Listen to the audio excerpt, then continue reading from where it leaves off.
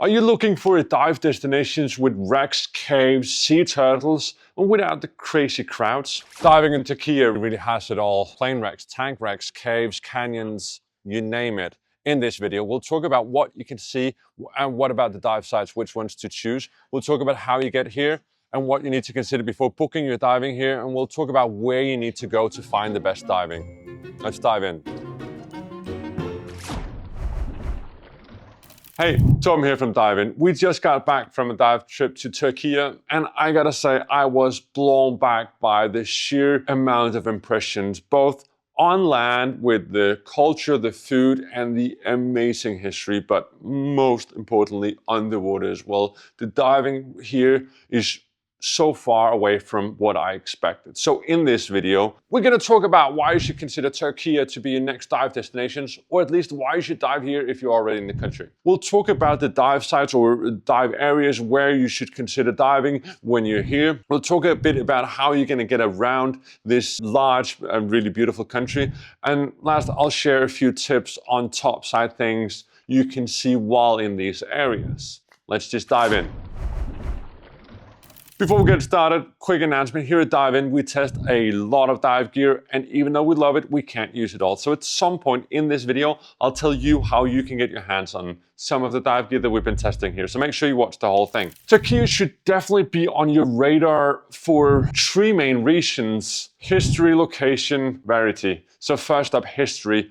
Turkey has been the center of history for thousands of years. It's like the crossroad of destinations. If you think about how the world is mapped out, and Turkey plays right in between Asia and Europe. We have the Mediterranean, a lot of traffic coming up from Egyptians to the Roman periods through the Ottoman periods. So many parts of history is placed right here, and this trickles down into the ocean. So we have wrecks, we have historical wrecks, we got newer wrecks as well, artificial wrecks, World War I wrecks, more than 216 discovered World War I wrecks, and we have World War II wrecks, we have a bunch of wrecks. And we have ancient ruins as well underneath. Not all of them are diveable though, but so many artifacts found in this from the history. We got caves, canyons, walls, cliffs, warm water, amazing diving.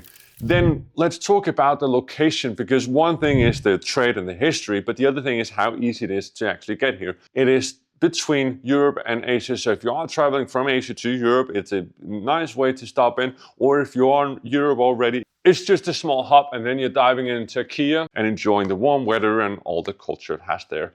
Variety in terms of the diving, as I just mentioned previously, we got all of it. Wrecks, reefs, canyons, cliffs, caves, so many options of diving no matter where you are in the country. Later on, I'm gonna go through a few tips on like how you're gonna be getting around to get to all the diving, but let's just cover where are you gonna be diving when you land in this country. So first up, the place that we started out, we landed in Antalya airport. Antalya is in the south, and this is where most of the diving is, or most of the traveling is done to. So this is where you have all the big resorts. Beautiful city with plenty of things offering to tourists, plenty of things topside as well in terms of culture and in terms of history as well. A lot of relics from the ancient times. Coming just straight into the water, we went to Saint Didier, a World War II wreck, a French transport ship that was shot down by an airplane. And this is a cargo ship. It's right around the Bay of Antalya, so it's quite sheltered and really a nice relaxing dive. Depths are varying from, I think it's 8-10 meters down to around 30 meters and 90 feet. So it's possible to dive for most divers, no matter the level. What's really special about this wreck is it was shut down and it's been there ever since, which means you got all the things that was on board this boat. We're talking ammunition shells, weapons, all the things you can consider a transport ship from, grenade shells and so on, are on the deck of this boat or inside the cargo room. We got transport trucks as well still inside that you can see. So amazing, like diving through this history of what Turkey has to offer. We also dived up the coast and had the chance of diving into some small caves and swim-throughs and so on, which was really amazing as well. We were looking for the really rare Mediterranean monk seal, but unfortunately we did not see it. We had really bad visibility on our first days of diving because there had just been a massive rain flood the day before, so the visibility wasn't good. So that's Antalya. There's more dive sites around and it's easy accessible. So you go out by a small day boat and you come back in between dives. Really nice. After Antalya, you can go west, just a short drive up the coast from Antalya. Kemia province is offering the world famous 3-island dive. It's actually 4 islands, but that doesn't matter. Here we got underwater caves, walls drops down to 200 feet, 60 meters. So you can encounter large animals as well. And we got, stingrays, moray eels, schools of tuna, barracudas. Occasionally we have the Mediterranean monk seal popping in here. So it's a thing we're seeing in Turkey as well. Turtles, if I didn't mention that. Caves, canyons, really nice diving. Afterwards, we went straight to Kars though. That is 2.5-hour drive from Antalya. Definitely worth the drive. We did a lot of stops in on the way to see some of these ancient ruins and on the way back as well, which was really amazing. I'll comment more on that later. What Kars has to offer though, one, it's a small cozy town. You got boutique hotels, plenty of amazing restaurants, nightlife that's cozy and nice and comfortable for divers. And then the harbor offers a lot of nice dive operators. So a lot of dive operators go from Kars because this is the crown jewel of diving in Turkey. In Kars, we got a lot of artificial wrecks. So wrecks that's been placed down. We got to dive on a tank, a dusty tank sitting right on the bottom, on the sandy bottom, really beautiful. You come in, you can see this magic, as you can see here, like really amazing dive. Diving around this one, we got fish life around and swimming in to the tank as well. And then another artificial wreck that we were diving is a plane where you can swim into it. It's really massive propeller plane, so you can see this, like when you're coming in, there's just, towering above the sandy bottom, really beautiful, really amazing dive. And in between these, we were doing walls and reef dives and really had some amazing times diving through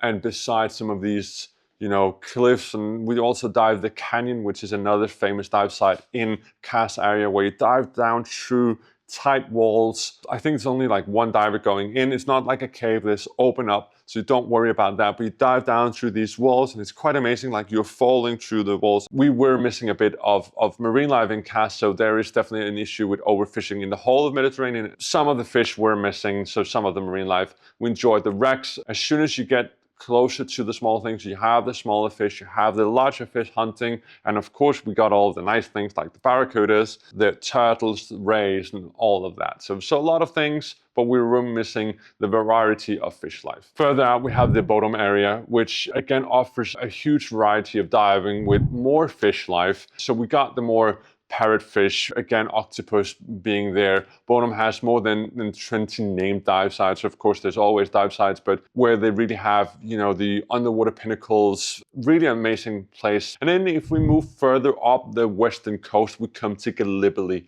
Gallipoli is a newly discovered, it's actually been known for a while, but it's been a military zone, so you haven't been able to dive. But what Gallipoli offers is 216 so far known World War I wrecks. That is an amazing amount of wrecks that you can dive. They come from around 8 meters, 20 feet. Gallipoli offers this dive into history where wrecks are scattered side by side. It's advanced diving though, so you have to be, not in terms of the depths, but in terms of the conditions. So you got some waves, you got some currents, and you need to be an advanced diver. But if you are that, there is an abundance of history to dive into with newly discovered World War I wrecks, which means not that many divers have been here. This is not something like some of the other famous dives in Egypt with the thistlegorm that most divers know or has been. Gallipoli is so newly discovered or opened up that you will be,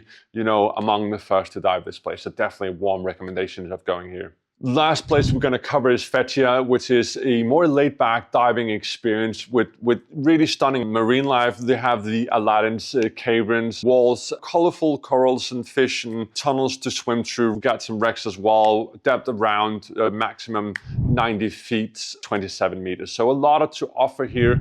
Fethiye is known more for the fish life, so that's a good place to go as well. There is more diving Turkey has to offer, but for now we'll stick to this. If you want to know more about all the places you can dive, We have a full guide on diving, so check out the link in the description below. How is the diving setup is what I want to talk about now, because that is a easy way to get around as well. So we landed in Antalya, and straight up the day after we could go on a dive. It was jump down to the dive center, go up with a boat, go back again. So that was day trips, coming back in between the dives, getting lunch. In Cas and in Bodrum and Fethiye is all different setup. Cas, we had the morning departure with the dive boat, big boat, plenty of space on the dive deck where we can set up our dive gear and go up afterwards to do the dive briefing. Relaxed temper of everyone on the boat. There was no rush. It wasn't like, oh, come on, get out, let's get diving. We just enjoyed being there.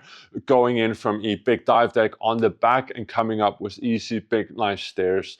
So really comfortable, relaxing way of diving. When you are traveling around, car is a possibility when you are in the south. And if you want to go further up or coming from Istanbul, Gallipoli is close by, Fethiye is in between, or coming down to the south, it's advisable to do it via plane. There's plenty of local airlines offering planes from Istanbul, other places down to Antalya or that area around. So it's really possible to get around, or you can either rent a car and do the drive on your own. We met a few people diving there that was actually doing that drive down. Now, I promised I would cover a bit of this as well. So what can you see when you are in Turkey? There is all the ancient relics. We had an amazing guide, and he was actually telling us there's still more than 200 ancient ruins that they have not decided to dig out because they have so many already. And as soon as they open up, they have to protect them and make sure people don't steal things from them. So more than 200 places they haven't dug up yet.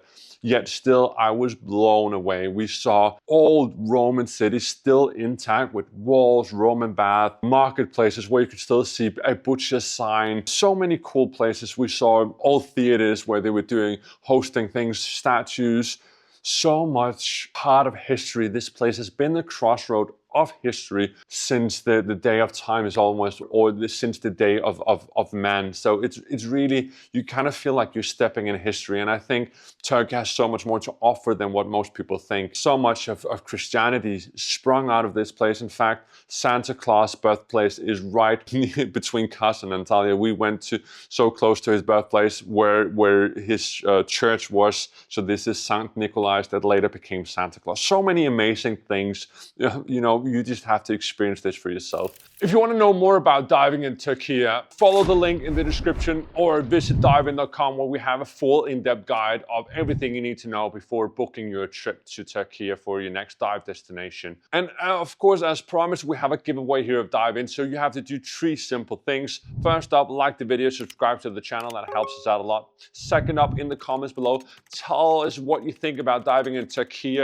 Is this your next dive destination? Would you consider going here? And also do drop a recommendation of our next dive destination that we should be covering here on the channel. Last but not least, subscribe to the newsletter. It's the first link in the description. It'll take you to DIVEIN where you can sign up. Remember to check them out because it's in the newsletter that will announce the winners of the giveaway. That's all we had for this amazing trip to Turkey. I hope you enjoyed it. If you have any questions, leave them in the comments as well. We'll get back to all of them.